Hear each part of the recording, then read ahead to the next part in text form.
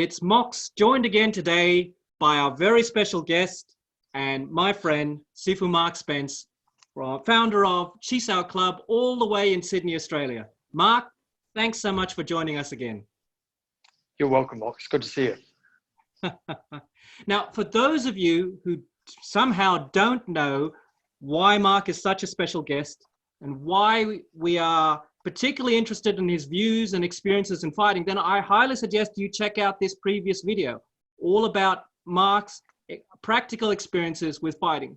Go on ahead, check it out now, we'll wait for you. Person, woman, man, camera, TV. Okay, you're back with us, all right. So now that you're caught up, you understand that when Mark speaks about fighting, his experiences are not born from tournaments or sparring matches. No, he has, unfortunately, experience with real criminal violence and how to deal with it. So today, Mark is kindly back with us again to talk about Chi Sau and how that relates to fighting. And as you'll see, Mark is going to be demonstrating and discussing things. His approach is based purely on skill and techniques rather than size or strength. So Mark, straight off, can you tell us, please, Chi Sau, what do you view as its importance? Chi Sau is fundamental to Wing Chun. It's the thing that makes it special about Wing Chun. In Chu Shong Tin's words, Chi Sau develops the fighting reflexes in Wing Chun. Mm-hmm. Okay, well, obviously then that's very important. And you've gone on to call your school Chi Sau Club. So obviously for you, it's centrally important. But there is a school of thought out there. There are some Wing Chun schools, or so they call themselves, that don't teach Chi Sau at all. And the reasons I've heard are that, hey, that has no practical application to fighting. It doesn't relate to self-defense skills. It's just an exercise. Can you share, what's your thoughts on that? That's when I first started. I'd done a bit of boxing before I started Wing Chun, and I would have thought, I did think the same thing. It didn't seem to apply to a real situation. The problem comes from misunderstanding the idea of reflexes. People think of reflexes as a word that's used often as muscle memory. I would describe muscle memory as if you were putting together an iPhone in a factory and you've got all the components there. When you start to do it, it might take you an hour to put the thing together. After you've been doing it for 6 months, you can probably do it in 10 minutes. And if you've been doing it for longer, after a year or so, maybe you can do it in 5 minutes and you can chat and look around and you can still do that. Now, that's my definition of muscle memory. And the problem with that is that if you then put the components in different positions and ask the person to do it in a different order, they would have to kind of relearn it. It might not take as long, but it still wouldn't work. So when I talk about reflexes, I'm talking about it in a broader sense. It's a reflex in the same way that balance is a reflex.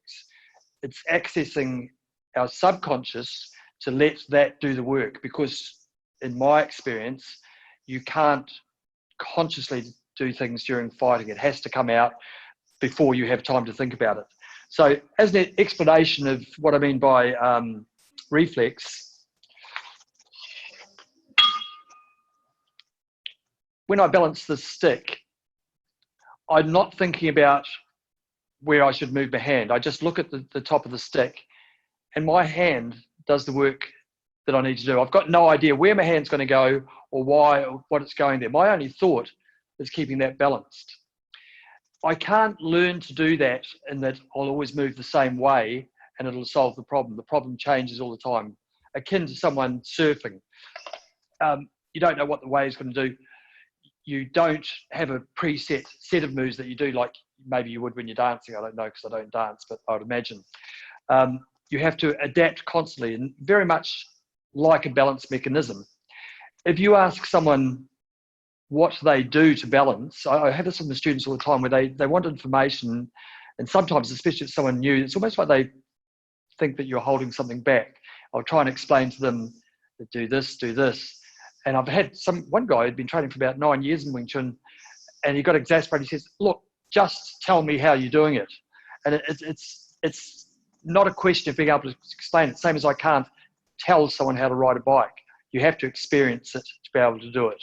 Yeah, so So the analogy I sometimes use is that our approach is not, it's like learning a language, and you have to learn how to speak the language spontaneously rather than set phrases where you practice in the classroom, hello, how are you? And you respond, I am well, thank you, and how are you? And then you go to a foreign country and the first person you meet says, g'day mate, how's it hanging? And you go, I am well, thank you, how are you? And it's okay, but it's not a conversation. You're not actually responding to what's in front of you.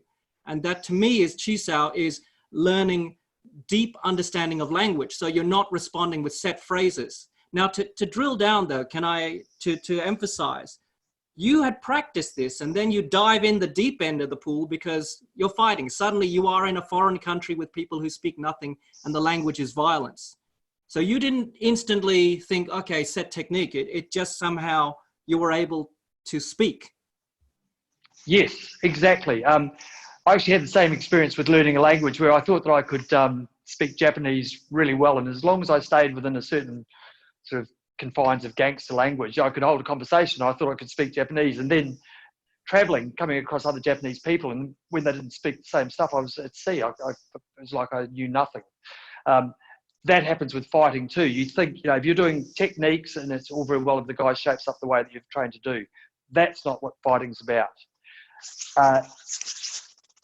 I never, ever, when I was bouncing, planned to do a technique that I'd learned in the school. What happened was that as force came in, my reflexes, not my plan and not my conditioned response, but my reflexes would get my hand in the way through Chi Sau exercises, which I'll explain later. And then my response would be the same as I was balancing that stick before, or if I was riding a surfboard. I just remained balanced and aim forward and keep everything relaxed. And the Chi Sau training that I'd done gave me the correct approach to deal with force. Okay, well, on that, Mark, can I ask then about the approach? You mentioned you stayed relaxed and it worked. Now, there's another school of thought that says that that's all very well and good in the calm classroom environment, but surely in fighting, when you're fearful for your life, you're going to be pumped full of adrenaline, you're going to be stiff. In fact, that's what we're programmed to do. That's good. And therefore, the thinking is, so why practice soft? I mean, practice hard, and some people do. It's a very muscular approach to Chi Sau because the thinking is, that's how you're going to be anyway, so use it. Could you comment on that? If you practice with tension, then that's what will come out in a fight. And the natural response, you already have tension, that's not a problem. And every legitimate art, I mean, boxing's the same. No boxer is deliberately tense. The best boxers, or every good boxer, is relaxed. And they work on relaxing in different ways, but they still use relaxation. Now, then you get to the point of, okay, but how do you relax in a tense situation? And the analogy I've used before is that an athlete competing in the Olympics, that's the most tense, stressful situation he can be in, I'm sure. Yet they usually get personal bests. The adrenaline can be channeled into doing what you want to do. It can improve your performance. That may not happen with everyone. I can only speak from my experience. It absolutely happened. I was surprised when it happened. I thought, before I actually went into the first fight, I was terrified, as it was building up. The moment I realised that I was going to have to fight and I'd stopped worrying about, oh, will we have to fight, will I die, sort of thing, and actually just had to deal with it, I could feel my shoulders dropping. I could feel all the things happening that should happen in class. And I wasn't even trying to relax. I was just thinking about staying alive. So it came out. What gave you that faith, if I can ask, Mark? Because it's that moment when, you're about to find out, does it work? And obviously, because I know that prior to this, you have spent tens of thousands of hours in training and specifically on Chi Sau. This is the moment when you test it out. Can you talk, or can you demonstrate perhaps a little bit about what you're talking about here? How things? Yeah, sure. I'll talk a little bit, then I'll show you. I learnt to do things softly to begin with, and then we built up. And I don't think anyone can just train soft and without any experience of hitting hard and getting hit. It may come out and it may work, but I think against a seasoned fighter, you have to anyone who knows about fighting, you have to have done some hard training too. So after spending a lot of time on angles and doing everything really soft and relaxed, we would build up. So, I'll borrow Lewis now.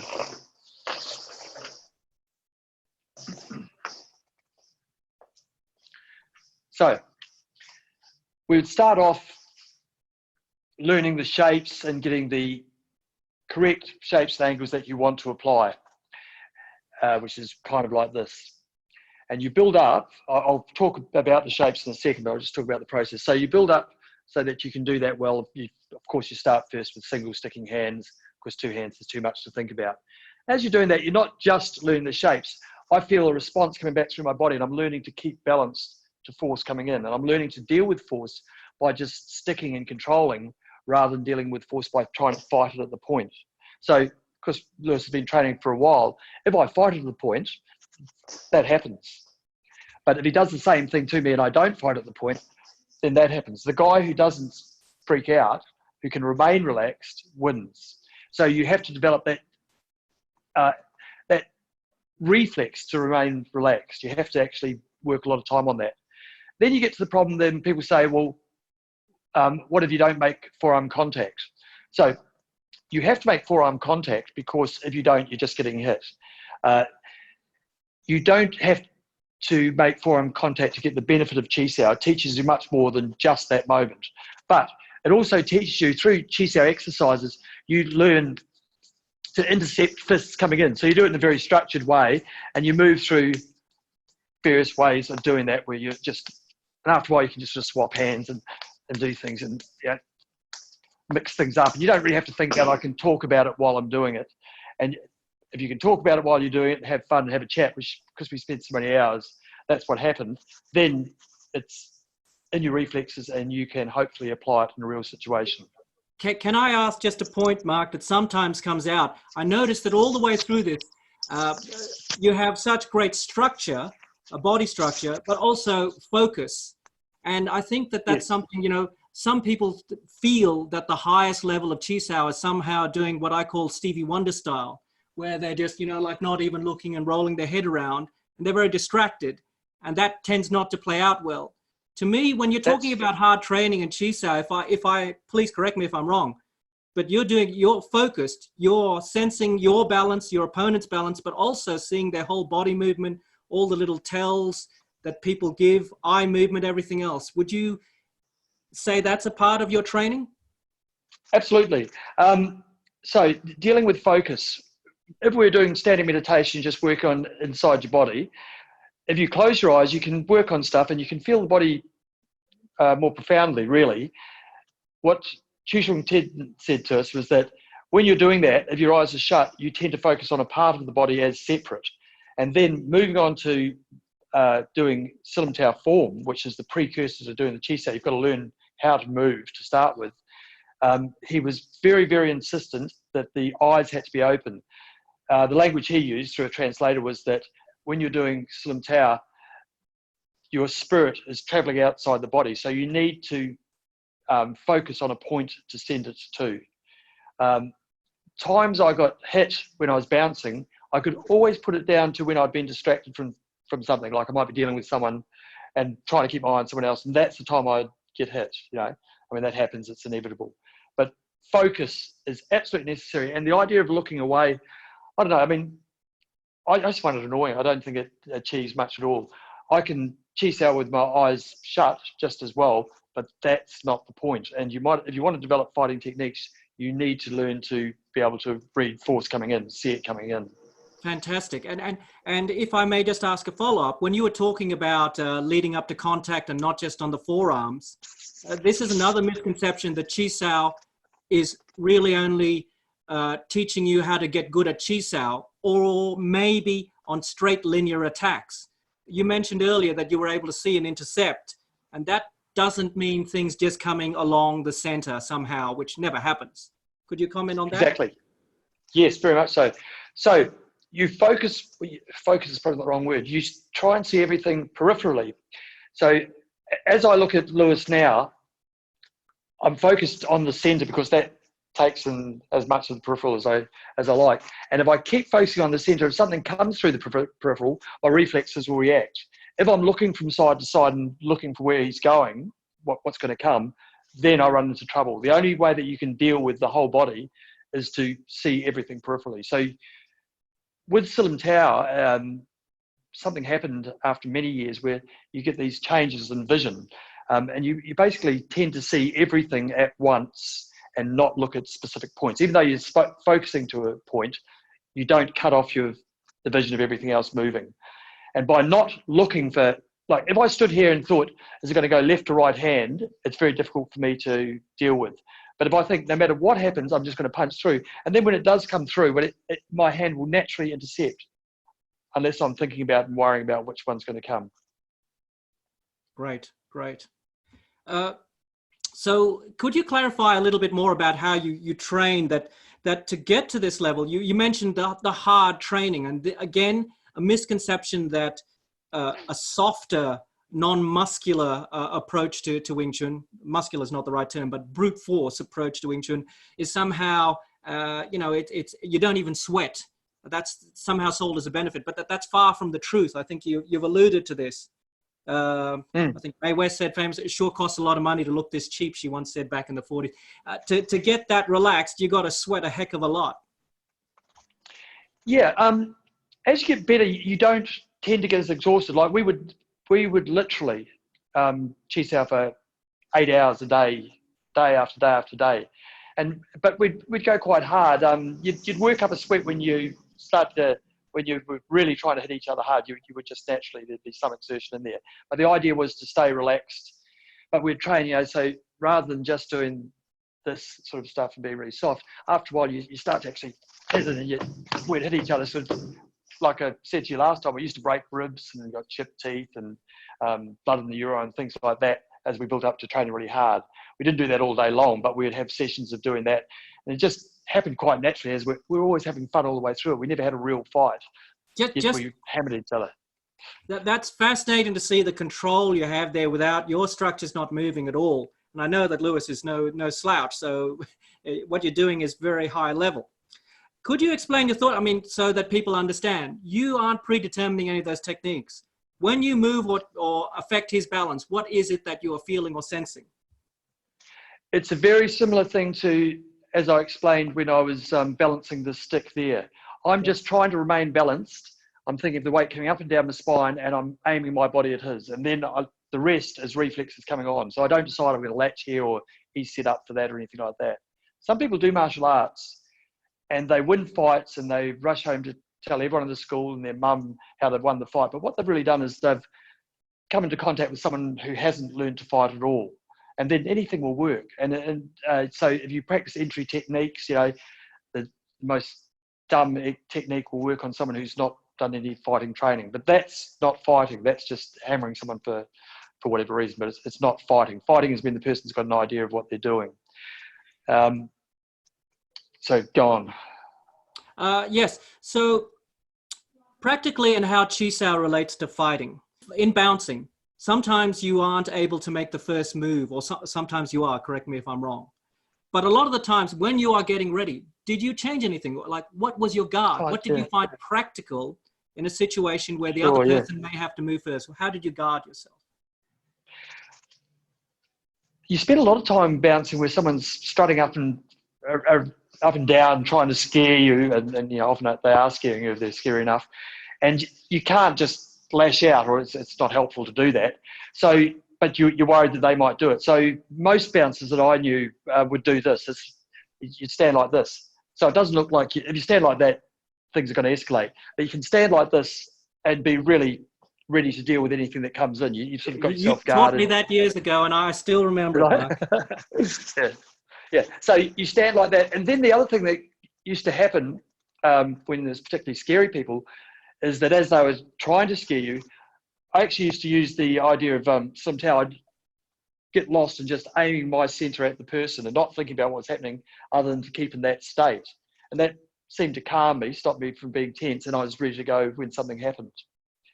Coming back to your point about different angles of attack, it's kind of related to what I said about it being a real reflex. If I've learned to do something one side, at a certain angle, then someone does a totally different approach, that's not going to work. But when you're surfing, you get all types of wave, and if you can surf, you just adapt to it. So my reflex is to intercept the hand. If it, say, came wider, like so, it becomes quite natural for your elbow basically to mirror theirs, so that you end up stopping the strike anyway.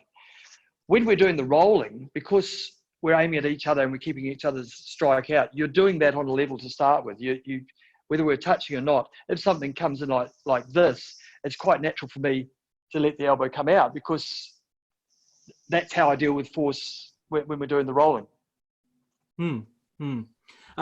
Dealing with force, two questions. First of all, there is a view that Chi Sau is useful for perhaps intercepting, but what if the person has laid hands on you, they've grabbed you, they're choking you, so now they have a bridge to you, they can apply their power and force, and in that situation, being soft or relaxed, that ain't going to cut it. What are your thoughts on that? Because I know you've encountered this. Yeah. Well, a situation like that, where someone went to grab me by the throat, and this brings in another aspect. As they went to grab me like that, I ended up doing something like this. I was just trying to intercept the hands. Of course, I'd done the training. I didn't work it out till later, that I was in a position from wooden dummy. And from there, I moved into another dummy position like that, and grabbed that guy and threw him out. If the person is in contact and they're really strong, your options are more limited, obviously. But what I found is, if someone's grabbing you, then they're not hitting you. And what people often do in fighting, especially if they don't really know how to fight, is they'll grab and hit like that. In situations like that, you can hit with both hands and stop them if it's necessary. It doesn't matter how strong they are. You can unbalance the strongest person if you know how to do it. So balance is really what you're focusing on at the same time as you're striking them. And a more important point is that you're accepting the force into your center. And that happens in a couple of ways. One is structure, in that we use this power of a circle to take a structural advantage. So what I mean by that is that when we're rolling like this, you can picture there's a circle like that, and a horizontal circle here, and a vertical circle here. So if we grab those pads, and through doing all that rolling and then escalating into sparring, you get this thing where you can you naturally take the force on the edge of the circle. Now here we've got two circles. If Lewis rotates down or up, my pad breaks first. If he goes up, same thing like that. So there's a structural weakness in comparison to what Lewis is doing. Here's an impasse because it's edge on edge. Now, if I attack the face of his circle, then his pad will break first, or that will break first. And it's easy for me to push him like that, and very hard for him to resist because I've got the edge of the circle. So, because you spend a lot of time, you're doing the same thing here, what I was just doing with the pads, I'm trying to bring him to a position where I've got control, like so, and he's trying to bring me to a position where he's got control. Here, Lewis can stop me, all things being equal, because the edge of his circle has attacked the face of my circle. Because I've done rolling so much like that, rather than if I thought strength was going to work, as that comes in, I might try and do that, and I get caught like that. If I'm relaxed, it sort of takes care of itself. As that's coming that way, my hand will, done slowly, will come up to take advantage by taking the edge of my circle against the face of his. So that means that against strikes, and this is something that I think one of the reasons people misunderstand Wing Chun so much, it's not like you get them and then you want to trap them with something else. What correct Chi Sau training will do is give you the ability to be able to strike through. So I spoke there about the edge of the circle and taking the structural advantage. So that happens in Chi Sau, and then if someone's shaped up and or they've thrown a punch, so let's say he's shaped up and for whatever reason I want to hit him first. As I go to hit him like that, I don't avoid the hand. The natural tendency, like boxers will do this, of course, because that's the way it works, is they'll try and slip past the hand to strike. Yep. The problem with that is that I may be trading one there. In boxing, you're not allowed to do the same sort of grappling things we can do with Wing Chun. But if Lewis is shaped up like that and I want to hit him, I can control the hand. And at that point that I go through, that same thing of attacking the face of his circle with the edge of mine comes about. So if you hold tight like that, as I'm coming through to hit, instead of me bouncing off like that, I can use that to get through to where he is. So I've hit there, and what happens is that because of reflex, not because I've decided to do it and I'm consciously making it happen, all I'm thinking is I want to go there. Same as when I was balancing the stick, I was just thinking I want to keep that still. I wasn't thinking about other stuff. So I want my hand to go there, and I want to keep on all the good qualities of Wing Chun. As I hit like that, the body naturally finds the correct way in. It does it by, not with a plan, but because I'm conditioned to find the way in that way. There's another point which I think a lot of people may misunderstand. Here I have the ball. This is something that I got wrong for years. So, and I'm almost embarrassed to admit it, but I think. Don't worry, just a few of us watching here, Mark. It'll just between us. Yeah. So, So what I'll do now is, I'll just do it this way. See the ball there? That's the center of the ball. If you imagine that's my shoulder, and as the force comes in, what people think is that, some people think, that you adapt to what way they're pushing. So if Lewis's force was coming to the outside there, I would find the way through like that. If I perceived that he's coming the other way, then I would do that. And one time when I was training with Chi Sau Club, and he had us doing rolling, we were practicing a trap, and the trap I think was something like that. Now, so the idea is it's come over there, so I take advantage by using the elbow, controlling like so. Yep. As we were training, I said, looking for a pat on the head more than anything else, I said to Siegel, should we get the person to push over that way a bit so we're doing the appropriate response? That's why I read it, So if he's going that way, that's my response. If he's going that way, that's my response. Now, there's a couple of problems wrong with that. One is that people don't do it, so obviously you can see it. When people talk about doing that, I say, well, okay, you tell me which side I'm going. And even if I do it really obviously, they can't pick whether I'm going that side or that side. It's very hard to be able to see that when someone's throwing a real punch. You can't feel it and then adjust. So it's not a question of I stop it and then feel where they're going and hit through. What happens is that when we're rolling, we're developing this ability so that instead of the force hitting the side of the joint that way or the side of the joint that way, it hits it in the center. And if you hold that's the center there. So on the side that would roll, the other side that would roll. If he's on the center, now all options are open. If it's on the center, it doesn't matter what I do. I've got control and I can move him either way. So even if the force is obviously going that way, if I'm conditioned to feel on the center, I'm talking about center of the joint, but it actually means this center here. So that would be obviously, the way I should go is that way. And I could do that. There's nothing wrong with that. But if I'm good, that doesn't matter. I can go that way just as easy because it feels like it's hitting the center of my center here. So I can do what I did with the ball there. I can bring it up or down any way I like. So one time when Siegel was teaching us, a guy was getting trapped with actually that trap. And he said to Siegel, this guy keeps on trapping me in the same way. He keeps on doing this to me. How do I deal with that? And Siegel's answer was, if you've got the skill, everything works. It's not a question of if he's done that, I do this. If he's done that, I do this. If it was, you're always playing catch up. You haven't got a chance of applying that in a real fight. You want it, no matter what they're doing, that it feels like he's just pressing on my center here because my joints are open and I've trained to accept the force through the center of the joints. And then I have control. I can go this way. I can go that way. It's not a problem. See, I think that's a fascinating, that could be a separate topic. The idea that all options are available to you.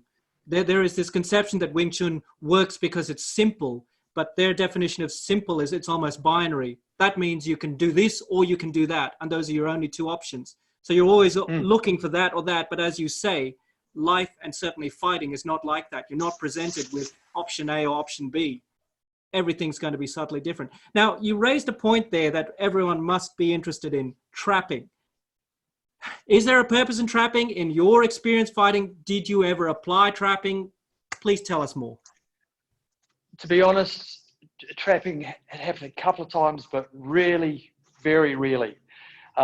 Simply, I mean, and it's a good thing because rather than say something shaped up like that, the obvious trap that a lot of people train is from here, this shaped up, wants to go, decide to, he could attack or I attack, say I attack. So playing like that. Now, if I can do this stuff well, when I do that, it hits them and he drops.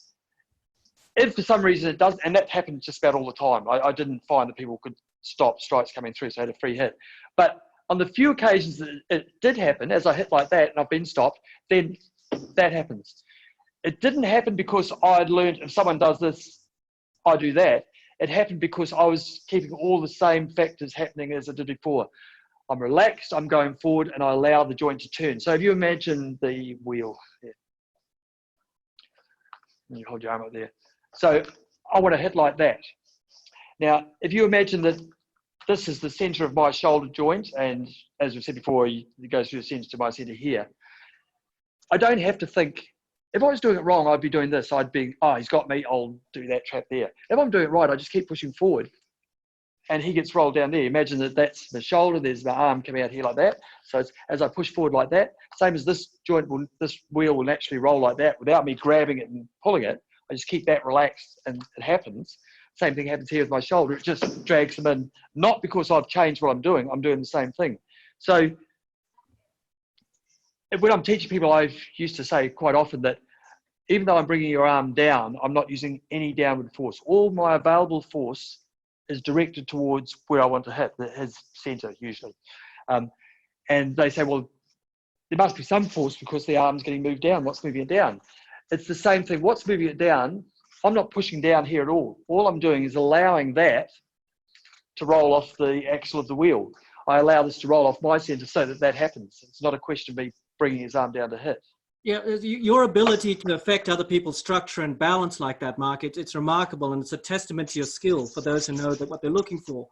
Can I ask that, did you adjust or find it difficult against different body types, short and stocky, large and giant-like?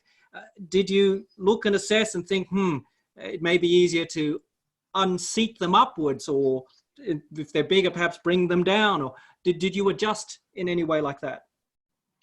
I didn't consciously adjust for the reasons I said before about how it is just a reflex that you're dealing with force and you don't have an idea. However, what I did notice is that the people I found hardest to fight were really stocky, short guys. And one of the guys that all us bouncers used to avoid was this biker who happened to be a dwarf. He was a really nice guy, but he just used to get so ornery when he was drunk. And then to try and throw him out, it was just like fighting a bear. Because he was all down here, and it's it was always, because you never look good too, because you end up sort of trying to carry the guy out and that and not being able to do it, and it was just always tough on the bouncers. We used to fight about who had to try and get him out of the pub when he was playing up. Short, stocky guys I found hard. Tall, lean guys, I'm not worried about range, because the way with Wing Chun works with that, it's not such an issue. People say, oh, it's close in style. So I used to get a lot of guys come who've done long range, and they'd say, I'm good at long range, but now I want to learn how to deal with short range, because that's what Wing Chun's all about. And I don't really see it like that. One time there was a guy, it's Chi Sau Club, he's capable of being funny, even through a translator. It could be hilarious. And one time at a seminar, there was some guy who had that in his head, that he's saying, but what about someone who uses long range and they keep on staying out of range, no matter what you do, that you can't get into range to hit them. They're always out of range. And Siegel said, in a situation where the opponent never moves into range, then the person who wins is the one who's best at arguing. And it's true. If you're going to hit each other, you've got to be in range. And people talk about, say, high kicks, and you need to be able to kick high, but you don't really if you bring a kick up like that. All I need to do is be able to contact with his thigh, and if his thigh is higher than I can raise my knee, then I should probably reconsider the whole thing anyway, because he's too big to deal with. But it's not a question. You don't have to deal with the foot coming out there. It's attached to their body somewhere, so you can always deal with that sort of thing. Thank you. And I share your aversion to short, stocky people. Their center of gravity being so low, it's tough to deal with. But so trapping, that's not something you consciously did or worked on. But question then, based on your experiences, and you'd been training for many years, then you had this hard, violent phase, and then now you're still teaching. Have you modified anything as a result of your experiences in approach to Chi Sau or training? All that's really been modified is that I have absolute confidence in it. I probably teach I spend more time teaching in a soft way and trying to stop people using the tension that they want to use to get a result. So one of the best things I learned from Chu Shong Tin, one of the most helpful things, was he said, when doing Chi Sau, the main thing is don't try to win. If you're thinking of it as combat and you're trying to, what do we do if this happens? What do we do if that happens? You're just dealing with what you've already got, what your natural strength and things like that. This is about throwing that away and using something else. So you have to learn a new skill. You have to empty the cup of the stuff that comes natural like that. Okay. So I spend more time doing the internal stuff. The training, the way I teach people is more abstract in that sense. But I think I can teach someone to fight better now than I could before. Interesting, interesting. Well, then just a couple more questions then, please, Mark, and thank you for your time. Do you have any tip for people on how they can improve their Chi Sau? Yes. You need to spend a lot of time doing it. You need to train and get the shapes correct. And you should use it when you're at the stage of doing Luk Sau, you should use it and feel that you're absorbing the weight down to your center. Initially, you'll have to bring it down to the ground to be able to do that. And then you want to feel that this is floating forward to upset the other person. And you should focus on attacking the person by upsetting their balance rather than attacking them by trying to get strikes in. So rather than me sort of trying to hit through and do things like that, what I want to do is, as we're rolling, just play in various ways to move them around. And if I can move them around, that means that I can hit him. If I can take his balance away like so, that means at that point I can also strike through. I'm not trying to move him, but as a function of me going through, he'll be unbalanced because of the way I'm moving. And because I'm not pushing off the ground, then I can strike him. Excellent. Well, we have a question from a viewer coming in just right now, Mark. So if you wouldn't mind, have I got you on the line? Yes, hi. I would like to ask Mark a question, Sifu Mark. He can hear you. Hi, Sifu Mark. How does one cultivate Nimlik? I think the surprise has been rude. Everyone, we are very honored to be joined here by... I've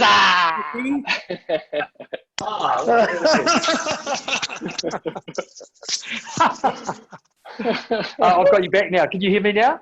Yes, we can. Very good. How's it going? Gotcha, mate. Gotcha. Yeah, you absolutely got me. I was thinking, who's this? Who's this one? Oh, they're the worst type of questions as well, aren't they? How do you cultivate this? It's like saying what's the meaning of life? Yeah. Oh, you do? Okay. Well done. I give up. Yeah. Good. Really good. Good. Excellent. This is you all. Can hear me now. I can hear you clearly. Yeah, this is all Mox's idea, by the way. So good on you, Mox, man, for setting this up.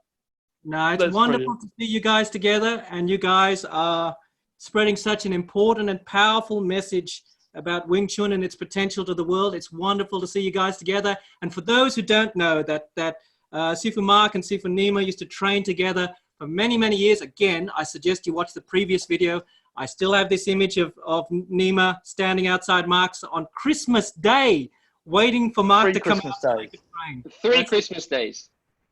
Yeah. Three Christmas days in a row. And New Year's days. New Year's Eve, every day. Every day. I bet you he regretted it, because Mark said to me, because I was paying, because Mark's, for those that don't know, I mean, I've said it, I was clear enough, but Mark's actually, I see Mark as my teacher, as my first teacher before I moved to Hong Kong. I mean, we were all in Jim Fung's academy, but Mark was my teacher. I got a total of half an hour of hands-on instruction from Sifu Jim and thousands of hours from Mark.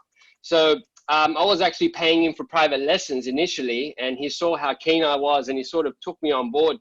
And you know, within the first few months, I worked myself up the ranks to become his sort of like right-hand man, you know, the enforcer. And he told me, he said, yeah, I mean, but he would egg me on. We shouldn't talk about that, but it's okay. And then he goes to me, yeah, look, Nima, like, you don't have to pay anymore, or you can with the 1 hour of private lesson that you're paying, since you're very keen, you can come whenever you want. And that's all you had to say. So from the next day, I'll be like, I'm half an hour away. Is it all right? And he'll be like, yeah, sure. Come downstairs. And that carried on for a few years before I moved to Hong Kong. So Mark's actually the reason why, a major part of the reason why I'm actually where I am now with Wing Chun. What I'm doing with passing on Seagul's knowledge and all of that, actually Mark's the one that instigated the whole thing, because I remember being, that's how Chi Sau Club was initially formed. And I remember being in his garage, and he would tell us about the stories of Siegel, and he'd had all these videos, the secret videos that we used to watch from his trip with Siegel to Hong Kong. And we basically, his teachings was basically based on okay, what he felt from Choi Sun Tin. So we were doing that from back then. This is very early 2000s.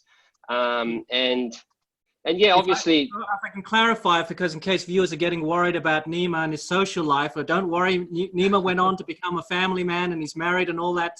So giving up his Christmases and New Year's, he didn't pay a heavy price for it in the end. But Nima, you actually followed Mark in other aspects, and you are unique in that you work door too. So that's something that again distinguishes you from a lot of other teachers and practitioners out there that you have. And for me, I put something like working door, it's beyond sparring or tournament matches where you know who you're fighting and you prepare, etc. That door is as close to criminal violence as you want to get, because you're dealing with people who at the end of the night they might be going to jail, or if they can put you out, then they get away with whatever crime they've done. So absolutely. And actually Mark was the one that encouraged me to do so. I mean, I'd had I won't go deep into it, but I had a colorful childhood and background. So I had a lot of experience prior to doing door work with a lot of street violence. And Mark said, look, I think what you need to do as we're learning, as he was teaching me the Wing Chun, he said, look, it's a good opportunity to put yourself in that situation and be able to control your emotions and be able to retain the relaxation, retain what we're working on under pressure. And it's just great experience to have, So he was the one that actually encouraged me to do so. And it's a great thing that I did. And so, that's why these days when people see, our videos on YouTube and stuff, and they say, oh, let's see a sparring video. What do you know about fighting, stuff like that? We just sort of laugh at it, because actually, same as Mark, violence, I mean, my whole life, same as Mark's life, my whole life since I can remember has been packed with violence. Born in Iran with the Iran and Iraq war, then family violence and street violence, and then the bouncing. So coming to Hong Kong was my heaven, was my peace, training with under Choi Sun Tin. So the last thing we are promoting is violence. That is absolutely the last thing. And actually we're actually promoting the opposite to that. Self-development, bettering ourselves as human beings so that we don't have to be aggro, violent people that we once were, And I think Mark would agree with that. I couldn't agree more. That's my whole buzz now. I actually sometimes forget that it's about fighting. It's not that. I've learned much more than that from Choi Sun Tin. Yeah, exactly. Well, look, I think that both Nima and I, we learned so much from you. Obviously, Nima, much more from you, Mark. But you are a wonderful teacher with very unique experiences. Thank you so much for so generously sharing your time with us here today. Is there any final thoughts you'd like to give people about Wing Chun? You just left that powerful message that the Wing Chun is not about violence. And as Nima's words, it's about self-development. Anything you'd like to leave people with here, Mark, about your Wing Chun? Something that really helped me in my training was Siegel said to me one time, don't be methodical. So people always come in with a plan about how they're going to do things. And because they've got this plan, they miss the forest for the trees. You need to keep an open mind. Don't form preconceptions. And someone said to me in Hong Kong one time, something that's really helpful. Along the way, you'll find thoughts and feelings that work really well. It's important not to cling to them too strongly, because that becomes a crutch too. You have to keep your mind open and keep growing. That's a wonderful message.